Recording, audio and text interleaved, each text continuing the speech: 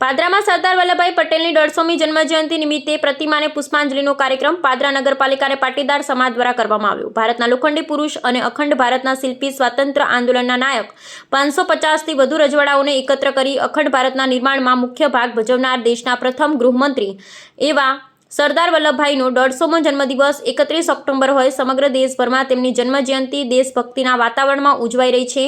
તેમના ઉપર દેશને ગૌરવ છે। આ અવસરે પાદરામાં પાદરા નગરપાલિકાના પ્રમુખ મનીષાબેન તથા પાલિકા સદસ્ય સુભાષભાઈ પટેલ, ગૌરાંગભાઈ પટેલ, નયન ભાવસાર, તેજેન્દ્ર રાજપૂત, શિક્ષણ ચેરમેન, ભાજપ સદસ્ય પટેલ દશેશ સહિત પાલિકાના સદસ્ય, કાર્યકર્તાઓ, પાલિકાના કર્મચારી તથા પાટીદાર સમાજના તાલુકા પ્રમુખ હસમુખભાઈ પટેલ, રમણકાકા, રામચંદ્રભાઈ પટેલ, ચિમનભાઈ પટેલ, નગીનભાઈ પટેલ, પ્રવીણભાઈ પટેલ, રિકેશભાઈ, રાજેશ અમીન પટેલ, એસપીજી ગૌરાંગભાઈ પટેલ, રાકેશભાઈ પટેલ, ધવલભાઈ પટેલ વગેરે ઉપસ્થિત રહ્યા અને જય સરદાર, ભારત માતા કી જયના સૂત્રો દ્વારા જયનાદ કર્યો હતો। જય સરદાર, જય સરદાર। 150મી સરદાર સાહેબની જન્મજયંતિ નિમિત્તે પાદરા તાલુકા પાટીદાર સેવા સમાજના સૌજન્યથી પાદરા મુકામે આજે એમને પુષ્પાંજલિ અર્પણ કરી અને એમને યાદ કરવામાં આવ્યા। આજ રોજ સરદાર સાહેબ,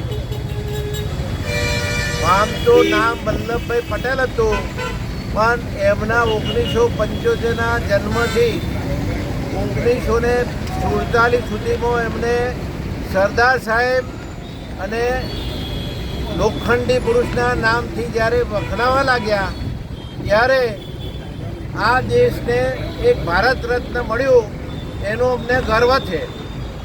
આજ રોજ એમના યાદગીરી રૂપે જો યાદ કરીએ તો 1913માં એમની વકીલાતની આવક 40,000 રૂપિયા હતી, પણ 1924માં જ્યારે અમદાવાદ મહાનગરપાલિકાના પ્રમુખ તરીકે એમને દરજ્જો સંભાળ્યો અને ત્યાર પછી ગાંધીજીના સભામાં સાબરમતી કિનારે એમને જે હાજરી આપી અને ત્યારથી ગાંધીજીના આશ્રિત થઈ અને ભારતની સેવા કરવા માટે એમને નિશ્ચય કર્યો અને એમના આવકનો કોઈ પણ રૂપિયો એમને બચત કર્યો નહીં અને એમની જીવનશૈલી આપ સૌ સમાજે એમને ઉતારવાની જરૂર છે અને સરદાર સાહેબના અનુયાયી થઈને આપણે જીવવાની જરૂર છે।